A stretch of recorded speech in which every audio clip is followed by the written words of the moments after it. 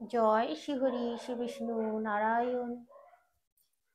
আজকে যে বিষয়টা বলবো, বিষয়টা সরস্বতী পুজোর দিন আপনারা এই কাজগুলো করবেন না। কি করবেন সেই বিষয়ে বলছি, সঙ্গে থাকুন। আশা করছি আপনারা উপকৃত হবেন। সরস্বতী পুজোর দিন যে কাজগুলো করবেন না, বেলা পর্যন্ত শুয়ে থাকবেন না, এটা তো প্রথম কথা। যখন ঘুম থেকে আপনারা উঠবেন সরস্বতী পুজোর দিন সকালবেলা, মানে ভোরবেলা যখন ঘুম থেকে উঠছেন, উঠেই প্রথমেই কিন্তু দর্শন করে নিন আপনার নিজের হাতের তালু দর্শন করুন। দর্শন করে প্রণাম করুন মা সরস্বতীকে, নারায়ণকে অবশ্যই প্রণাম করুন। প্রণাম করে বিছানা থেকে মাটিতে পা রাখুন। তারপর সোজা চলে যান আপনার যেখানে ঠাকুর দেবতার স্থান আছে, ঠাকুর দেবতার কে রেখেছেন আপনি যেখানে সুন্দরভাবে, সেইখানে চলে যাবেন। একটু তফাতে, একটু দূর থেকে ঠাকুর দেবতাকে দর্শন করুন, তুলসী মাতাকে দর্শন করুন। তারপর দিন শুরু করুন। এই দিন অবশ্যই আমিষ আহার করবেন না। সরস্বতী পুজোর দিন নিরামিষ খাবেন। আগের দিন তো নিরামিষ খাবেনই, সরস্বতী পুজোর দিনটাও কিন্তু নিরামিষ পালন করুন। নিরামিষ খিচুড়ি খেতে পারেন, নিরামিষ মাছ তরকারি ভাত খেতে পারেন, পায়েস, অবশ্যই ক্ষীর তৈরি করুন, পায়েস তৈরি করুন। ঠাকুরকে পায়েসের ভোগও দিতে পারেন, তৈরি করে ঠাকুরকে দিতে পারেন, দেয়া যায়, কোনো অসুবিধে নেই। অবশ্যই কিন্তু ঠাকুরের যে আলাদা বাসন আছে সেই বাসনে, সেই জায়গায় তৈরি করতে হবে, ক্ষীর বা পায়েস দিতে হবে, তবেই দিতে হবে। নিজেদের খাওয়া বাসনপত্রে কিন্তু রান্না করে দেওয়া যাবে না।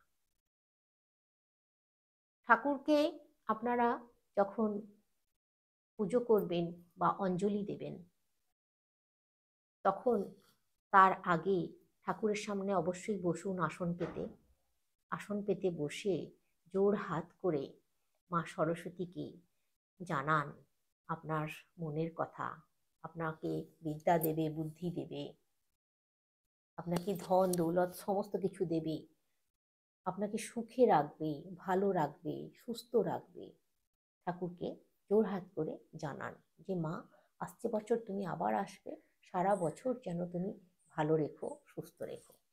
অঞ্জলি দেবার আগে এই কথাগুলো মায়ের কাছে অবশ্যই জানান। এই দিন সাদা বস্ত্র অথবা হলুদ বস্ত্র পরবেন। মা সরস্বতী সাদা হলুদ এই দুটো কালার, দুটো রং খুব পছন্দ করেন। সাদা অথবা হলুদ বস্ত্র পরেই অঞ্জলি দেবেন। এই দিন অনেকের বাড়িতে কলাই সিদ্ধ, গোটা সিদ্ধ, আমরা গোটা সিদ্ধ বলি, আমাদের আছে গোটা সিদ্ধ, এই দিন হয়। পরের দিন ঠাকুরের কাছে সেই দিন সন্ধ্যেবেলা শীতল দেওয়া হয় মা সরস্বতীকে, ওই গোটা সিদ্ধর ভোগ তৈরি করে দেওয়া হয়। লুচি, তার সঙ্গে লুচি, সুজি, আলু ভাজা, বেগুন ভাজা, শাক ভাজা, এগুলো করে দেওয়া হয় ঠাকুরের কাছে। আপনারাও দিতে পারেন।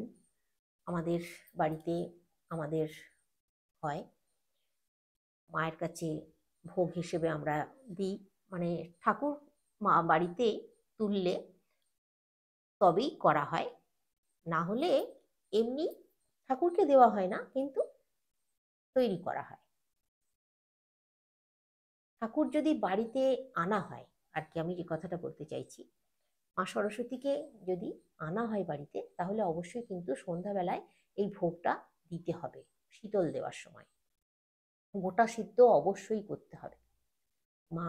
মায়ের হচ্ছে এই গোটা সিদ্ধটা হচ্ছে মায়ের, মানে ব্রত পালনের মধ্যে একটা পড়ে। তো মায়ের কাছে গোটা সিদ্ধ রান্না অবশ্যই করে দিতে হবে সরস্বতী পুজোর দিন সন্ধ্যায়। সেই গোটা সিদ্ধ পরের দিন থাকবে, পরের দিন খাওয়া হবে বাসি। পরের দিন হচ্ছে শীতল ষষ্ঠী, শিল ষষ্ঠীও অনেকে বলে, শিলের পুজো অনেকে করে, অনেকেই করে, অনেকের বাড়িতেই করে।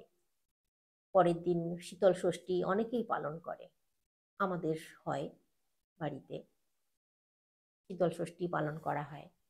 ওই দিন কোনো গরম জিনিস খাওয়া হয় না। তো যাই বা হোক, যে কথাটা বলছিলাম, সরস্বতী পুজোর দিন কাউকে গালমন্দ করবেন না।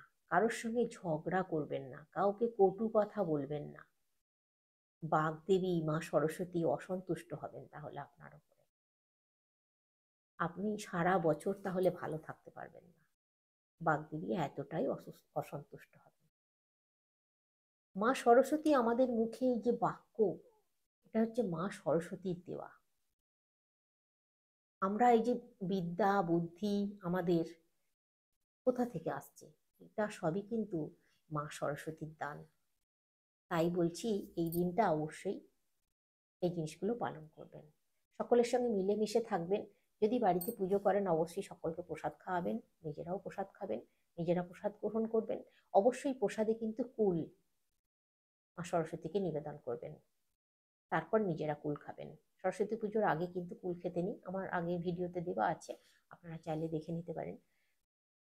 সরস্বতী পুজোর দিনটা এইভাবে আপনারা পালন করুন। তাহলে আজকে আসছি, সকলে অনেক অনেক সুস্থ থাকুন, অনেক অনেক ভালো থাকুন।